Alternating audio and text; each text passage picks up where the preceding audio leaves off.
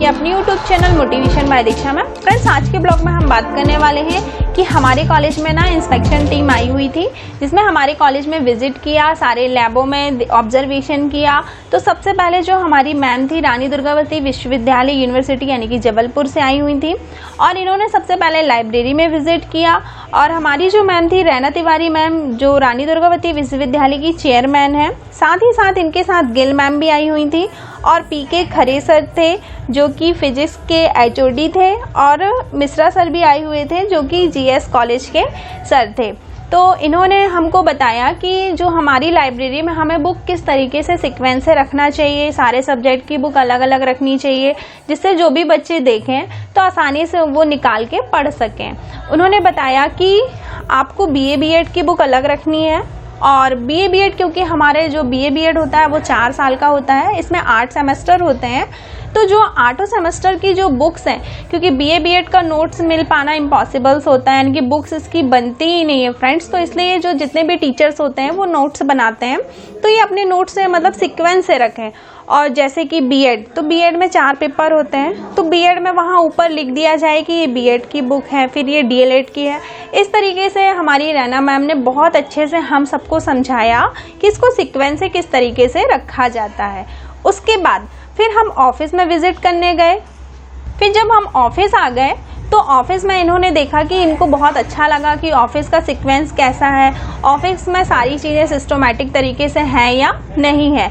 उसके बाद हम प्रिंसिपल रूम में गए। प्रिंसिपल रूम में हमारी जो प्रिंसिपल मैम थी कनिका मैम थी, इनसे मिले सभी लोग। और उसके बाद फिर हम टीचिंग स्टाफ में गए। तो टीचिंग स्टाफ में जो हमारी रैना मैम थी, इन्होंने सभी टीचर्स से पूछा कि आपका क्वालिफ़िकेशन क्या है, आप क्या पढ़ाते हैं इस कॉलेज में, और आपकी डिग्री क्या क्या है। तो सभी टीचर्स ने अपना अपना बताया। और उसके बाद फिर मैम ने सबसे पूछा कि आप लोगों के लिए पीएचडी एंड नेट कंपलसरी है।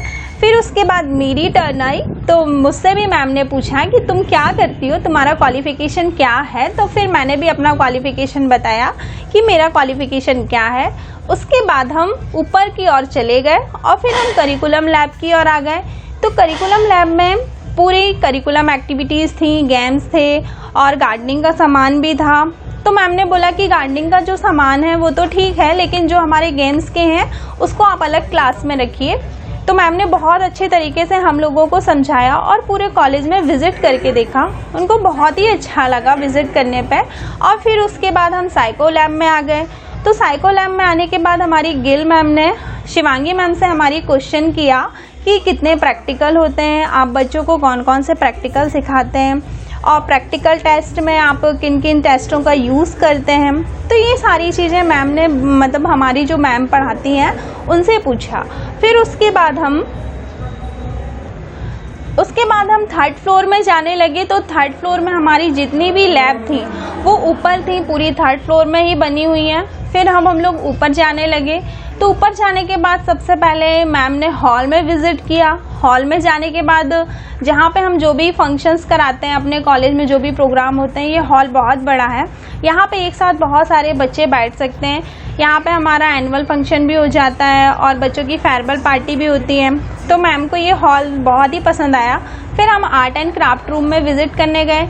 तो आर्ट एंड क्राफ्ट रूम में जितने भी वेस्ट मटेरियल से बनी हुई चीज़ें हैं वो चीज़ों को मैम ने देखा और बहुत ज़्यादा हैप्पी हुई कि ये बच्चे इतनी सुंदर सुंदर चीज़ें भी बनाते हैं।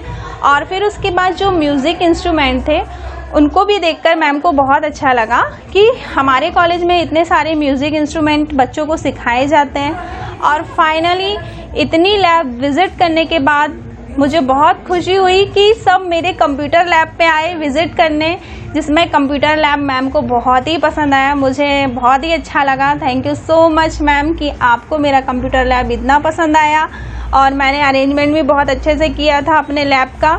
और मेरी फिर गिल मैम आई, उन्होंने बोला कि नहीं, मुझे तो ये लैब बहुत ही पसंद आया है। मुझे बहुत खुशी हुई कि फाइनली मतलब मैंने इतनी मेहनत करी थी, इतना ज़्यादा कि अच्छा लगा मुझे कि मैम ने बोला कि नहीं अच्छा लग रहा है। उसके बाद हम साथ ही साथ फिर अब हम ज्योग्राफी लैब में चले गए।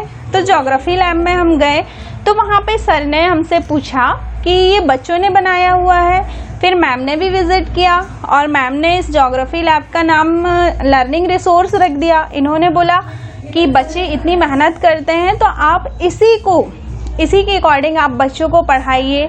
बच्चों से आप इतनी सारी चीज़ें बनवाते हैं, क्रिएटिविटी कराते हैं, तो उनको दिखाइए। इस तरीके से मैम ने हमको बहुत अच्छे तरीके से जो भी हमारी गलतियां थी उनको समझाया।